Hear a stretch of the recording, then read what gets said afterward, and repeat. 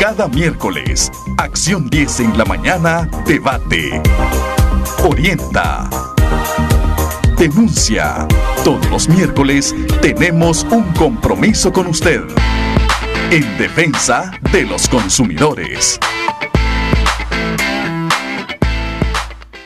Y está con nosotros Juan Carlos López, del Centro Jurídico de Ayuda al Consumidor, para hablar del tema del alza en el precio del combustible, pero sumado a esto todos los embates que hemos tenido en materia económica, por ejemplo la recién aprobada y entrada en vigencia de la reforma tributaria y de igual manera la reforma INS, de igual manera el salario mínimo congelado, en fin, todo esto que genera un impacto económico grande en la población nicaragüense y que muchos ya lo han logrado sentir. Si usted quiere participar con nosotros también pueden marcarnos al 2222-7808. Juan Carlos, bienvenido, gracias por estar con nosotros. Vamos a partir de este tema del alza en el precio del combustible. Ha sido bastantes consecutivas y frecuentes las semanas que hemos venido viendo esto, una leve baja en el caso del diésel, pero nada comparado a las constantes alzas. Esto se puede traducir a una afectación económica directa a quienes tienen su vehículo, también al que usa taxi, también al que compra en la pulpería, porque a veces los pulperos te dicen, es que ahora me toca más caro el poder trasladar el producto hasta acá y tengo que venderlo más caro, además de la reciente reforma tributaria que grava con algunos impuestos algunos productos, sobre todo de higiene personal, por ejemplo. Sí, Jocelyn, como vos lo planteas, hablar de los combustibles te determinan un indicador macroeconómico, pero aterrizándolo más en lenguaje poblacional, es el pulso motor económico en la población. Es decir, los combustibles, los precios relativamente andan altos, se supone que van a haber productos subderivados, que de hecho vos lo planteaste, el transporte, las cargas de taxis que no tienen una tarifa realmente, sectores o productos perecederos y otros que se vinculan a los mercados, supermercados, tienden obviamente a aumentar. También eso tiende a aumentar hasta cierta manera un punto de vista hasta la generación de energía eléctrica. Mira, casi desde enero a 2019 a ahorita, iniciando abril 2019, en estos casi 4 meses, te encontrarás que ha habido un aumento de casi 7.8% en el costo de los combustibles, o sea, casi llegando al 8%, sumado entre la alza y también desde las pocas disminuciones. O sea, han habido más alza o más aumentos que el congelamiento o la disminución de los precios de los derivados de los combustibles. O sea, eso ya es algo que si lo platicábamos antes, hace 2 años, los combustibles, para hacer 2 puntos medulares, primeramente los combustibles es un indicador macroeconómico. Segundo, no hay una ley de regulación estipulada, solamente la ley de hidrocarburos, ley 265, te establece que el ente regulador, el INE, simplemente va a fiscalizar de que se cumplan con el llenado de las bombas, las revisiones, las calibraciones de las bombas, eso hasta ahí nomás, y que hay un marco de regulación internamente. Nosotros hemos puntualizado y lo volvemos a recalcar de la manera más objetiva posible. Cuando entran los combustibles a Nicaragua se aplica una serie de impuestos, son 4 impuestos, se aplican ISC, y EFOMAP, y que se me escapa tal vez uno más, y esa serie de impuestos tal vez no es el que grava tanto, apenas esa serie de impuestos posiblemente va a aumentar el costo internamente casi un 2%, sumado a los 4 impuestos. El problema está en cómo hay obviamente pocas gasolineras o distribuidores, hay casi un monopolio, o un oligopolio, perdón, donde 4 o 3 se ponen de acuerdo, establecen una ruta de precio establecido para que cada uno no pierda. Y lo hemos planteado, lo hemos demostrado, lo hemos dialogado sobre este tema. Sin embargo, ese mecanismo, peor en la circunstancia, va a ser obviamente más difícil poder aguantar las constantes alzas, porque los precios internacionales tampoco han denotado demasiada aumento derivado en el contexto internacional. O sea, siempre en nuestra Nicaragua es donde los precios se maquillan, se establecen, se crean cartelizaciones, y eso, mira, no solamente es responsable el gobierno, en efecto, pero no es estrictamente regulado, ¿no? No es regulado, no es regulado. El responsable es el gobierno o el Estado, por así decirlo, porque no ha cambiado los marcos de regulación, las leyes ni mucho menos, y porque se sobreentiende también de que el gobierno, o por así decirlo, accionistas del Estado han estado obviamente en negocio los combustibles. Entonces eso te crea genera un montón de planteamientos donde la gente puede sentir de que lo están haciendo un negocio más para ese sector. Es posible. Y por otro lado te encontrás donde el empresario, también privado, o los dueños de gasolineras, o la regulación, como tiene regulación, como lo plantea, se ponen en contubernio, y por eso los precios también pueden aumentar sin justificación, porque realmente no hay una justificación, y lo único que hace es solamente supervisar. Y te voy a poner esto en contexto, hablando de energía eléctrica, justamente. Fíjate que ahorita estamos resintiendo casi 5% de alza en energía eléctrica en lo que va del año hasta ahorita. Sumado a eso, lo que quiero plantear es que si los generadores, que son relativamente empresarios privados o generadores privados que tienen un contrato con Disnorte y con el Estado de Nicaragua, no han cambiado, no le ha interesado disminuir los precios de venta mayorista que se la venden a Disnorte y Sur, por ejemplo. O sea, producir energía eléctrica o generar energía eléctrica posiblemente más económicamente, o reformar los precios tarifarios viendo las circunstancias que vive el país, diciendo, bueno, el país está mal económicamente, hay un montón de pymes que no están bien, vamos a ver de qué manera nos sentamos, discutimos al menos esto un poco con el gobierno para menos disminuir los beneficios que tienen los contratos con la generación. Sin embargo, ves que la energía va repuntando más los precios, y obviamente ese mismo esquema pasa con el tema de los hidrocarburos, porque son los combustibles como tal. Vamos a invitar a nuestra teleaudiencia que nos está viendo en este momento a que nos marquen al 2222-7808 para que puedan opinar con nosotros, sobre todo aquella gente que vive en los departamentos también, porque de repente, Juan Carlos,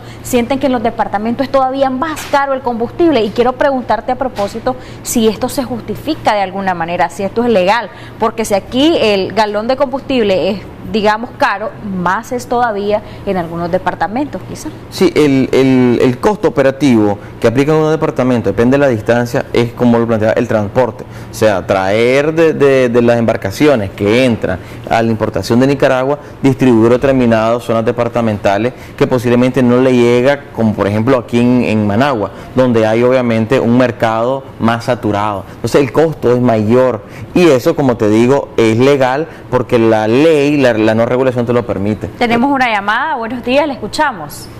Buenos días. Sí, bienvenido, gracias por llamarnos. ¿Cuál es su aporte al tema o su consulta?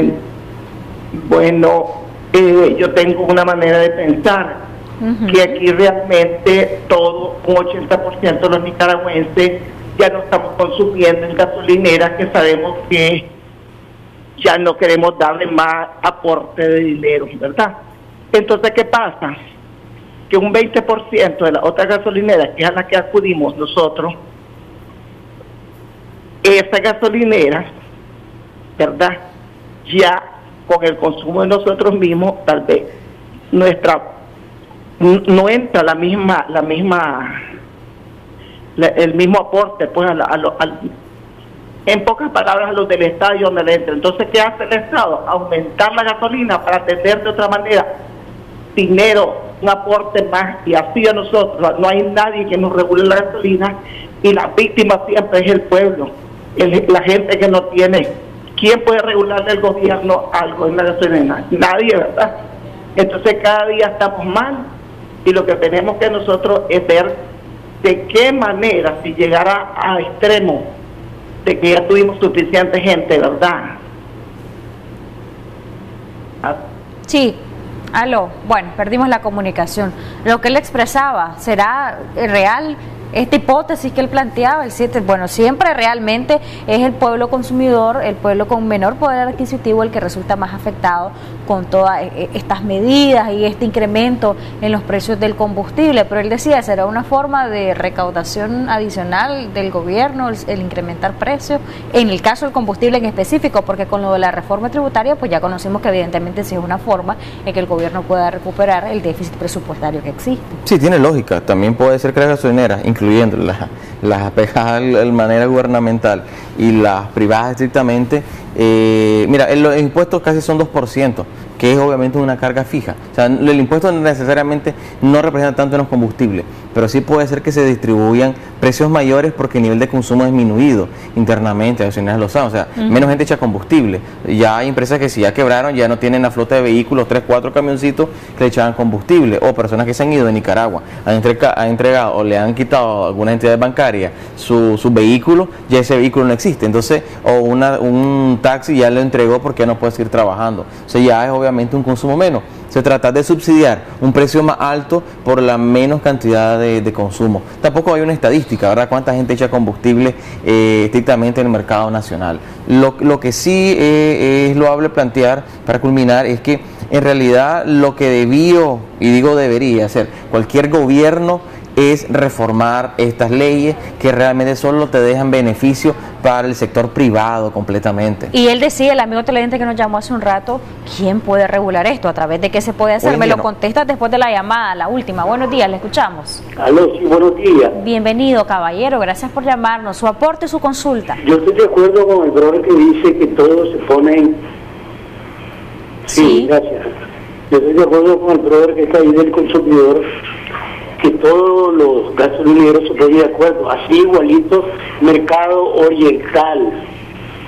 Pero la observación que yo quiero hacer es que todos los defensores consumidores que andan allí, como él, Arteaga, Ortega, el otro, no he visto que hayan ganado un caso, no he visto que hagan un caso a favor del pueblo, porque yo he ido varias veces a INE, a Enacal, para un recibo y nada.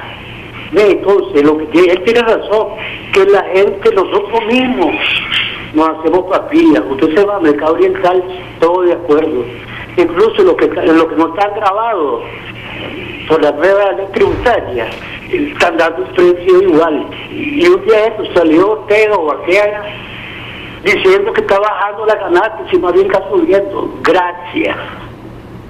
Gracias a usted por su comunicación. Él decía que a pesar de la gestión de algunos otros organismos de defensa del consumidor, según la percepción del amigo televidente, pues prácticamente no se logra nada a favor del consumidor, del usuario en este caso, y que pasa también en el mercado oriental, aparte del tema del cual pues estamos conversando hoy. Juan Carlos, tu recomendación, tu contestación a él y también a lo que decía el otro amigo televidente, ¿quién lo puede regular? ¿A través de qué mecanismo se puede hacer realmente? Voy a contar rápidamente las dos preguntas o las dos interrogantes. Mira, de hecho es muy difícil porque las herramientas son muy escasas para trabajar en temas de los consumidores. Tenemos marcos legales que no necesariamente son aplicables y muchas instituciones que el tema del consumidor no les es interesante, ¿verdad? Y como la gente tampoco tenemos mucha organización para defender a los consumidores, la gente se desorganiza muy rápido, entonces obviamente el consumidor... ¿O será que las instituciones también son juez y parte? En ambos lados pasa. O sea, lo que pasa es que los marcos legales son muy débiles y el amigo tiene razón hasta cierta manera, pues es un mercado muy difícil poder tener no existe una política de protección al consumidor en Nicaragua. Entonces eso hace que las organizaciones de consumidores hagamos una vocecita en obviamente un ruido nacional bien complicado, pero hay que seguir trabajando. Para culminar, no existe un marco legal. El marco legal solamente dice que el INE debe supervisar a las gasolineras si cumplen o no formas, pero los precios no tienen nada que ver. Aquí los que deberían de trabajar es reformar la ley, cambiar la fe de que los combustibles debería ser regulado por el Estado, con un Estado obviamente con otros panoramas, ¿verdad? Pero debería ser regulado por el Estado mediante un marco legal. Un último paréntesis, por ejemplo el tema del transporte, que es de mala calidad en Nicaragua, inclusive aunque tenga subsidiado 2.50, pero es de mala calidad, debería ser parte del Estado. O sea, los buses deberían ser parte del Estado, por ejemplo, pues, no solamente con concesionarios que tienen plata y que obviamente maltratan a los usuarios. Que la privatización de algunos servicios es letal para el pueblo. Eso es letal, pero como nadie tiene confianza en el Estado por todas las corrupciones que han habido de venta de empresas, etcétera, o privatizaciones, entonces nadie confía realmente en la gestión del Estado. ¿Y puede revertirse la privatización de algunos servicios? Por ejemplo, en el caso de Norte y Sur, ¿puede un gobernante decir ya no quiero que esté privatizado? Eso es utópico pensar. No es utópico, sí pudiese plantearse, pero hay muchas aristas que limitar en nuestro país y obviamente el tema de inversión pública. Y en el tema de la distribución de la venta del combustible, de los derivados del petróleo, ¿qué se puede hacer? Mira, al menos que existe una ley que te establezca, la misma ley de hidrocarburos, plantear un precio de referencia a nivel nacional para los departamentos, etcétera, donde una nacional no puede subir más ni menos. Una reglamentación sin libre mercado. Eso debería ser lo más adecuado, sobre todo en los combustibles, que es un indicador macroeconómico.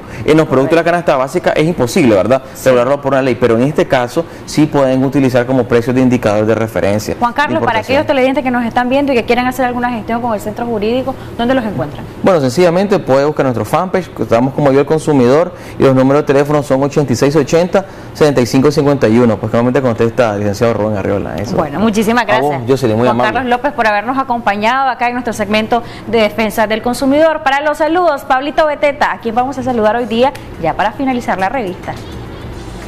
Cada miércoles, Acción 10 en la mañana, debate, orienta, denuncia.